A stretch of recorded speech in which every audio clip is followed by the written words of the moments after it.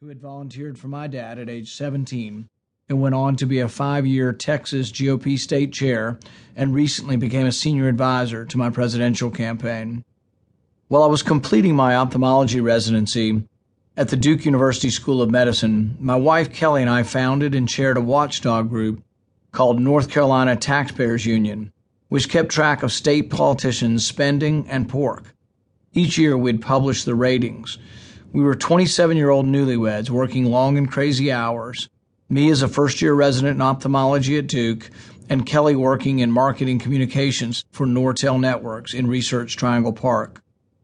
I drove to the legislative library in Raleigh whenever I had free time, poured through massive logs of the legislative votes taken, and created a rating system based on how each representative had voted on the major spending bills and tax bills for each session. This was long before any of this information was available on the internet, so it was tedious and time-consuming. I talked Kelly into writing our pamphlet copy and creating a layout for the ratings. Not an easy feat, since she was already working long hours and traveling across the country for Nortel. We held meetings in our house and persuaded all of our friends, most of whom were other young Duke resident physician couples, to join our group. Also not an easy feat, since most of them were too busy and frazzled to even think about politics.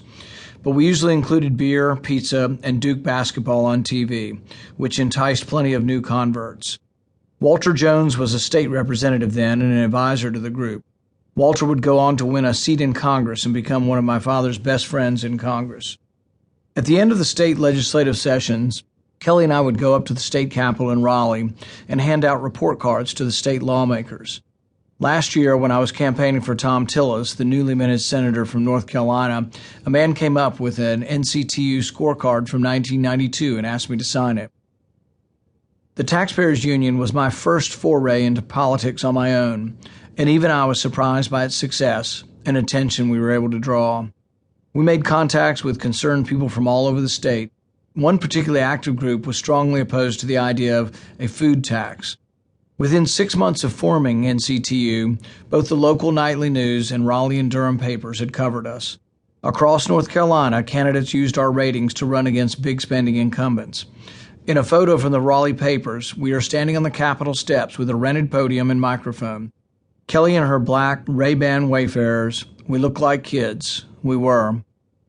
Looking back, I think that our accomplishments with the Taxpayers Union taught us both an important lesson: that a single person with an idea and the passion, drive, and energy to put it into action can make a difference.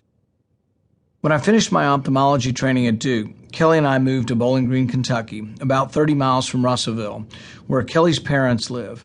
There, we formed a new taxpayer group called Kentucky Taxpayers United and produced a taxpayer scorecard with which we rated state legislators once again. By then, however, most of my attention was focused on my young family and the beginnings of my career as a physician. Physicians have a unique way of looking at life. In medicine, we first diagnose the problem and then go about implementing the remedy based on facts, not preconceptions. I came to find that such linear thinking doesn't happen all that often in the halls of Congress. We pass 1,000-page bills that no one has read. I work in a city where logic is the exception. We can't even pass things we agree on. I couldn't even get a vote on a bill that I co-sponsored with Harry Reid. When I think of how screwed up Washington is, I think of a Groucho Marx quote. "The art of politics," he said, "is looking for problems everywhere, finding them, misdiagnosing them, and applying the wrong remedies." While members of Congress spend their time blowing hot air at one another across the aisle, the president and his administration make a mockery of the separation of branches, as defined in the Constitution.